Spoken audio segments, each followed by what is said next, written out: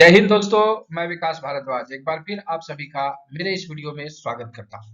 आज के इस वीडियो में हम लोग जानेंगे कि एग्जाम जिसमें कि अब मात्र 5 दिन बचे हैं, उसमें हम इन 5 दिनों में क्या कुछ करें ताकि इस एग्जाम के लिए हम और अच्छे तरीके से प्रिपेयर हो पाए। मतलब कि जो एग्जाम 5 फरवरी को आपका होने वाला है, इन 5 दिनों में हम क्या कुछ ऐसा करें जिससे कि हम अपने एग्जाम में और प्रोडक्टिव हो पाए, एग्जामिनेशन में हमारी एक्यूरेसी बढ़ जाए और हमारे एग्जाम जो होंगे उसमें सिलेक्शन के चांस बढ़ जाए। तो मैं सिंपल आपको इन 5 दिनों में मात्र 5 चीज करने के लिए बोल रहा हूं। उसका इफेक्टिव रिजल्ट आपको एग्जामिनेशन हॉल में दिखेगा। चलिए देखते हैं वो 5 चीजें क्या है।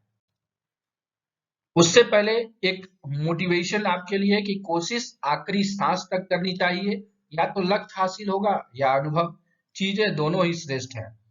मतलब कि 5 तारीख को एग्जाम है, आप आखिरी सांस तक लड़िए। सीट निर्धारित है तो उतने ही लोगों का सिलेक्शन होगा, तो इस लेकर के आपको डिमोटिवेट नहीं होना है। आप अपने लक्ष्य के लिए जो है लगे रहिए। पहली चीज जो आपको करनी है वो है चेक आउट द सिलेबस। ये पहला पार्ट है कि आप जितना भी तैयारी किए हैं वो सारी चीज अपनी जगह है, उसको सिलेबस के साथ मेंटेन करके देखिए कि आपने जो तैयारी की है सिलेबस के हर पार्ट को आपने छुआ है या नहीं छुआ है।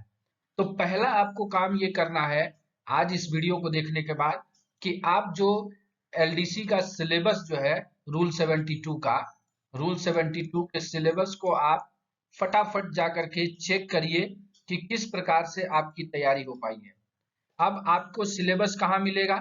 सिलेबस आपको मिल जाएगा rpfldc.com पर। जो वेबसाइट है rpfldc.com, उस पर आप जाइएगा, आपको वहां पर ये सिलेबस मिल जाएगा।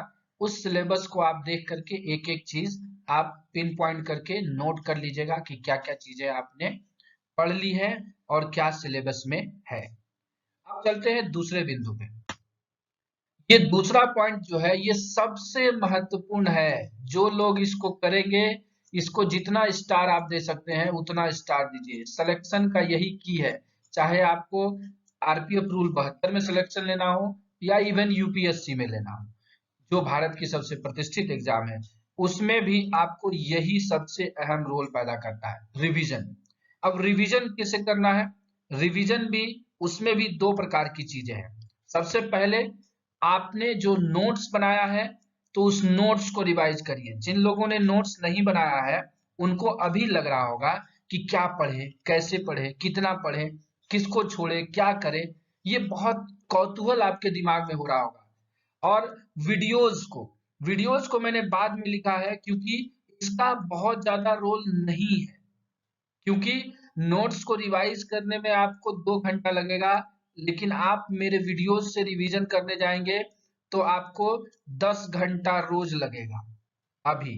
और तो भी कंप्लीट नहीं कर पाएंगे आप, क्योंकि चैनल पर 300 से भी ज्यादा महत्वपूर्ण वीडियोस हैं।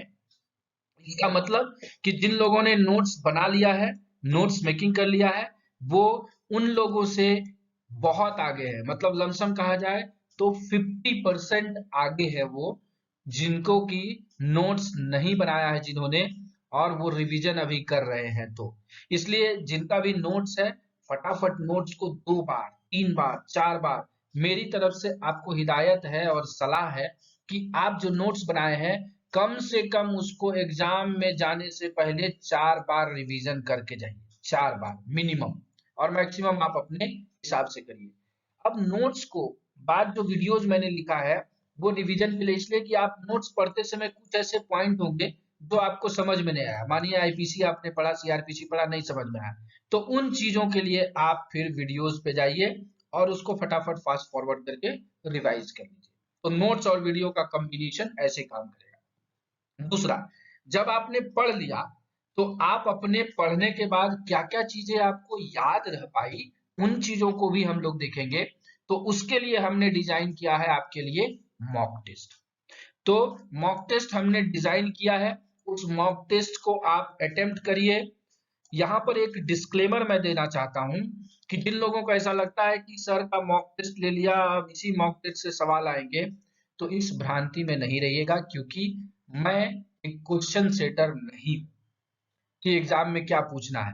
हाँ, मैं उसके लिए आपको तैयार कर देता हूँ कि इस प्रकार की पहलुओं से सवाल आपको आ सकते हैं, उस मॉक टेस्ट के माध्यम से दिए गए हैं, और किसी एक सेक्शन से कितने प्रकार के सवाल बन सकते हैं, उस सवालों को मैंने वहां मॉक टेस्ट में डाला है। मॉक टेस्ट का काम बस इतना है कि आप जो इधर रिवीजन कर रहे हैं, उस रिवीजन का कितना प्रतिशत हिस्सा आपको याद रहा, उस हिस्सा का कंफर्मेशन के लिए।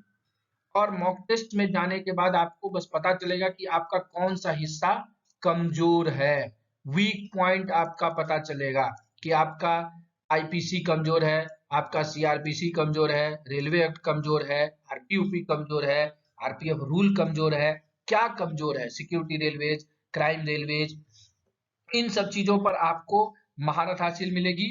तो वहां से आपको अपने वीक पॉइंट को आइडेंटिफाई करना है, किस पोर्शन से आपके सवाल गलत हो रहे हैं ज्यादा, उन चीजों के लिए है मॉक टेस्ट। तो वहां पर आप मॉक टेस्ट के लिए अटेम्प्ट करिए। तो ये दो काम आपको करना है सिलेबस के बाद, रिवीजन और अटेम्प्ट मॉक टेस्ट। अभी तक मॉक टेस्ट में इनरोल नहीं किया है तो फटाफट इनरोल कर लीजिएगा, आखिरी के 5 दिन है। अगर आप उसमें जाकर के थोड़ा बहुत वो वैल्यू एडिशन आपको जरूर करेगा और आपके अंदर एक कॉन्फिडेंस की भावना देगा कि हाँ आप एग्जाम के लिए तैयार हैं। चलते हैं तीसरे पॉइंट। तीसरा point, identify your weak part. जो कहां से होगा, वही मैंने आपको बोला। देखिए ये एक चैन है और इसमें एक लाल कलर की ये कड़ी दिख रही है, ये वीक पार्ट है, क्योंकि ये यहाँ पर गैप है, इससे क्या होगा, टूट सकता है, दोनों हिस्सा अलग हो सकता है। तो ये वीक पार्ट जो आपका इस एग्जाम के लिए है, उसको आइडेंटिफाई करिए और उस पार्ट को नोट्स से एज वेल एज वीडियोज से, दोनों से उसको क्या करिए, आप कवर कर लीजिए। इससे क्या होगा कि आप अपने आप को आत्मविश्वास महसूस करेंगे। तो ये तीसरा पॉइंट था। अब जो आपने वीक पार्ट आइडेंटिफाई किया है, इस वीक पार्ट को आप तैयार कब करें, हमेशा ध्यान रखिए, इस वीक पार्ट को आपको तैयार करना है क्योंकि हम दिन भर में सबसे ज्यादा फ्री कब होते हैं, हमारा माइंड सबसे स्ट्रेस सबसे कम होता है, वो होता है मॉर्निंग में। तो चौथा पार्ट वही है कि वीक पार्ट जो है आपका, उसको मॉर्निंग में प्रिपेयर करें, जिससे कि आपको दिमाग में बहुत ज्यादा बॉदरेशन ना आए, आप उन चीजों को बड़े अच्छे से समझ पाए। हमेशा कहा जाता है कि मॉर्निंग में जो चीजें हम पढ़ते हैं वो खाली रहता है हमारा दिमाग, बहुत सारी चीजें इंफॉर्मेशन उसमें स्टेबल रहती हैं, तो आप बहुत अच्छे से उसको प्रिपेयर कर पाएंगे। तो वीक पार्ट को आप मॉर्निंग में पढ़ लीजिए और उसके बाद जो नॉर्मल पार्ट है आपका, उसको दिन के समय में एक रूटीन बना करके वहां पर उसको रिवाइज करते जाइए। तो ये चौथा पार्ट काम आपको करना है। और पांचवा, जो कि भले ही आपको लगेगा कि यूजलेस है, लेकिन आपके एग्जाम के लिए यह एक अहम रोल प्ले करेगा। वो पांचवा पार्ट क्या है, ये देखिए। पांचवा पार्ट है आपको डू सम फिजिकल एक्टिविटीज। आप कहिएगा कि सर एग्जाम है 5 दिन बाद, क्या करें, समय खराब हो जाएगा। बिल्कुल गलत कॉन्सेप्ट है आपका, जो समय था वो चला गया। आप फिजिकल एक्टिविटीज करेंगे, मेडिटेशन करेंगे, आपका माइंड शांत रहेगा, आपको डोपामिन रिलीज होगा। आप जो काम 3 घंटे में कर सकते थे, जो चीज 3 घंटे में रिवीजन होगा, अगर थोड़ा बहुत अपने काम की चीजें जो आपको पसंद है, खेलना जो चीज पसंद है वो खेल लिए, कुछ एक्टिविटी कर लिए, वॉकिंग कर लिए, तो आप उन चीजों में क्या होगा, परफॉर्मेंस लेवल आपका बढ़ जाएगा, आपका परफेक्शन लेवल बढ़ जाएगा। तो ये बिल्कुल मत सोचिएगा कि ये फिजिकल एक्टिविटी आपके टाइम को बर्बाद करेगा। आप कुछ मत करिए, कम से कम 30 मिनट निकालिए, 24 घंटे में 30 मिनट आप फिजिकल एक्टिविटी करिए।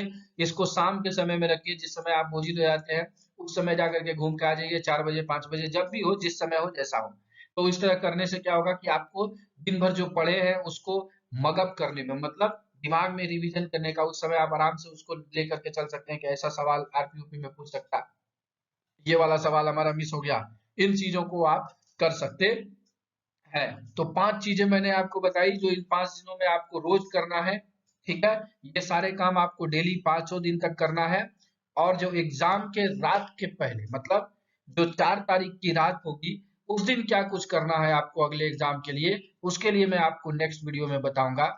ये सारी चीजें भले ही आपको ऐसा लग रहा होगा कि थीमेटिक है, बट ये सबसे ज्यादा काम करता है। तो चलिए, अगर आपको यह वीडियो अच्छा लगा हो तो वीडियो को लाइक कर दीजिएगा।